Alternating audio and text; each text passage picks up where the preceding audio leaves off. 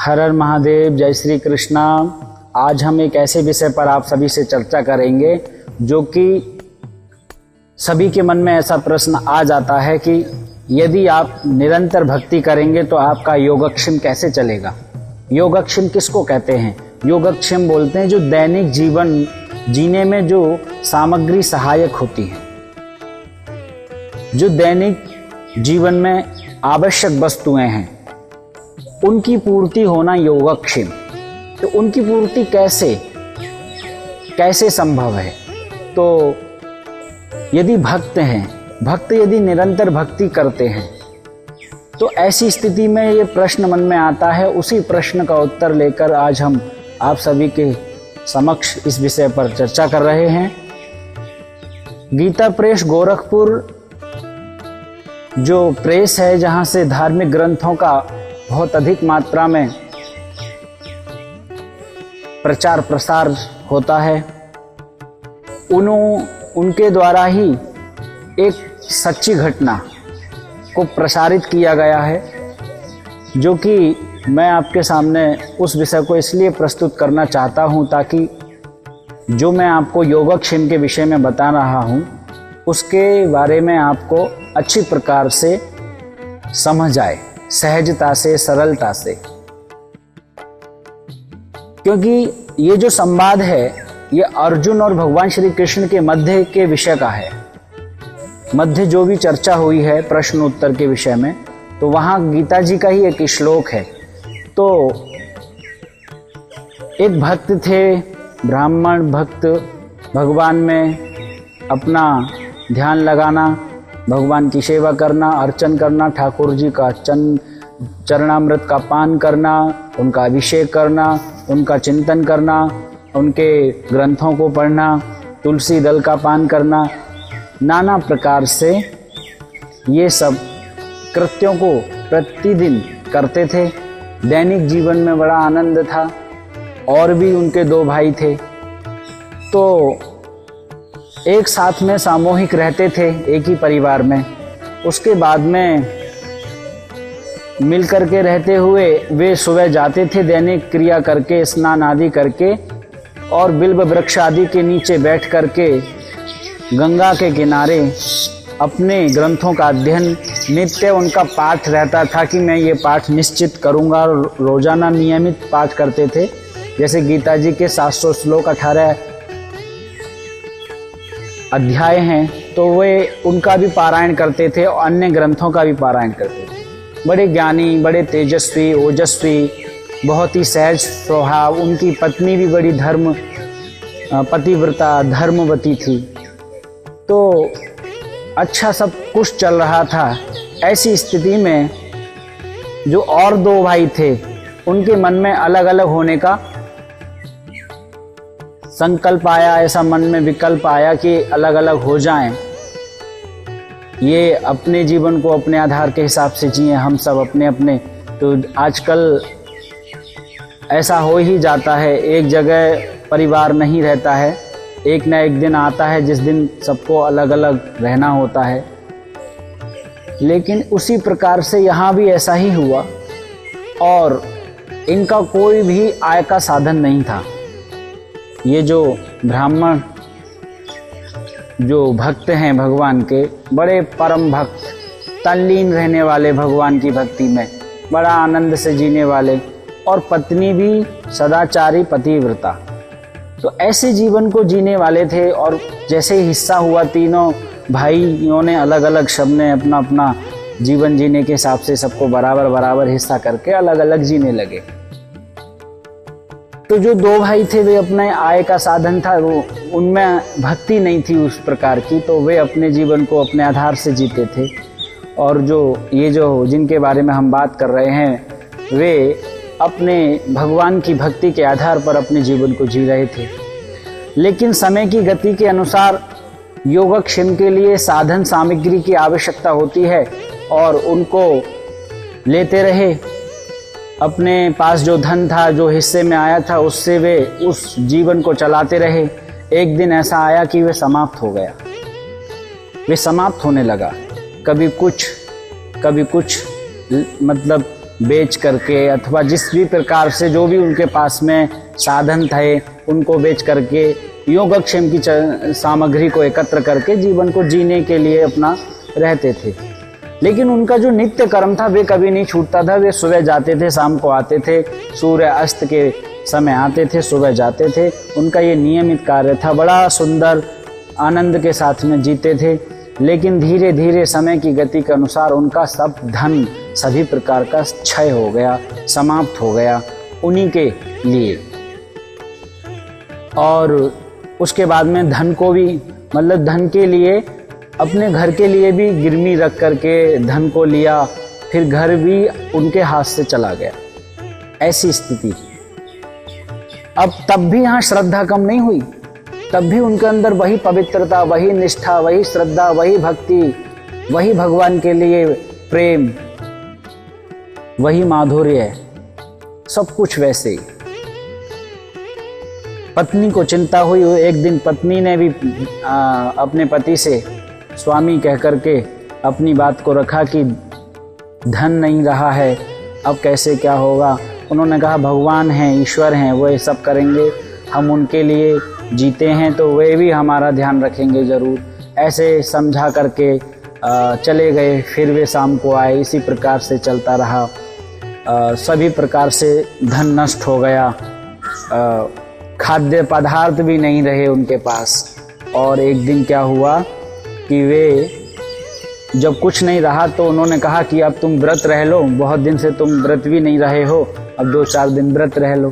तो ऐसी स्थिति में व्रत भी शुरू किया और फिर 2-3 दिन व्रत रहते रहे।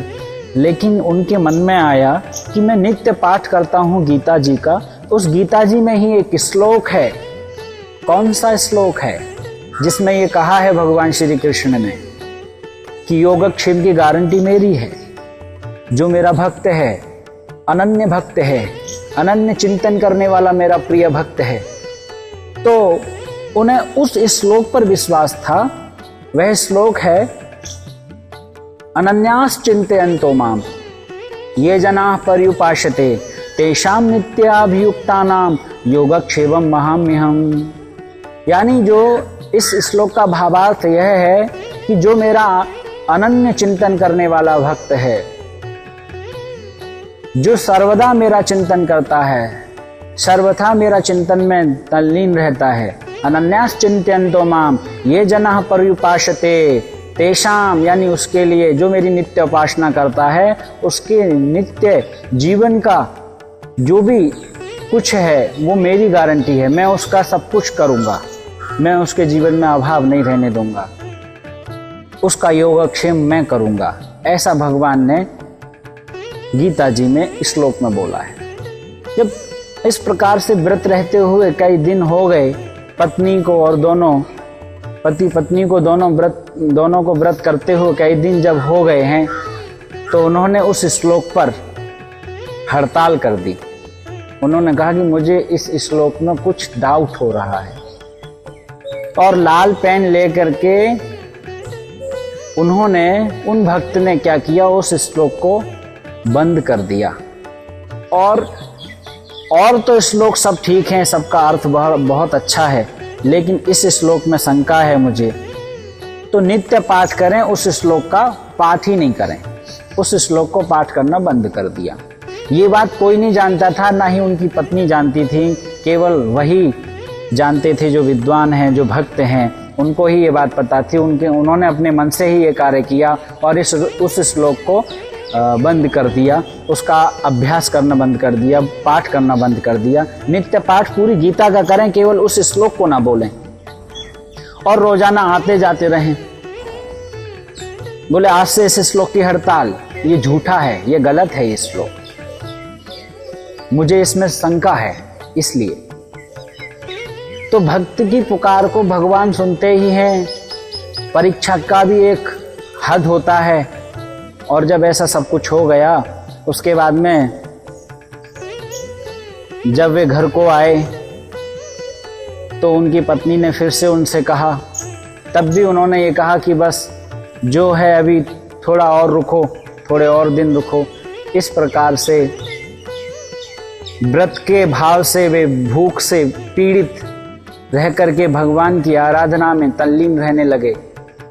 हुआ क्या कि एक दिन वे जो विद्वान हैं वे तो अपने पाठ के लिए गए हुए होते हैं और उनके घर की गेट को कोई बजाता है बालक, और जैसे गेट को खोलती हैं उनकी पत्नी कहती हैं कौन? बोले मेरे गुरुजी हैं, मेरे गुरुजी ने मेरे को भेजा है। बोले कौन गुरुजी? बोले आपके जो स्वामी हैं वे ही मेरे गुरुजी हैं। बोले उनका तो कोई शिष्य है ही नहीं। बोले नहीं मैं गोपाल उनका ही शिष्य हूँ। ऐसा भाव उसने रखा वहाँ। उन्होंने कहा ऐसा है, मेरे संज्ञान में नहीं है कि उनका कोई शिष्य है। यदि तुम उनके शिष्य हो तो कोई बात नहीं, मेरे को बताओ क्या बात है।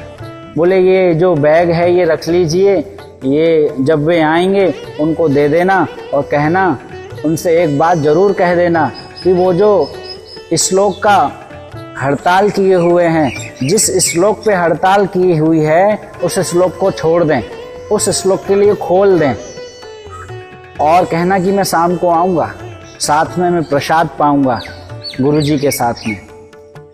ऐसा कह करके वे गोपाल नाम का जो बालक है वे चला गया और वो पोटली जो थी वे रख करके चला गया। उनकी पत्नी बड़ी पतिव्रता थी, उन्होंने वे पोटली साइड में रखवा ली, जहाँ जगह खाली दिखी उसको छुआ भी नहीं, देखा भी नहीं। जब शाम को वे साइकिल लेकर के आए और जैसे ही साइकिल को खड़ी करते हुए थके हुए और जैसे ही अंदर को आते हैं, ठंडे जल से मुंह को प्रक्षालित करते हैं, उसी समय उनकी जो पत्नी है वह कहती है कि अरे आपका कोई शिष्य है क्या? तो बोले नहीं मेरा कोई शिष्य नहीं है।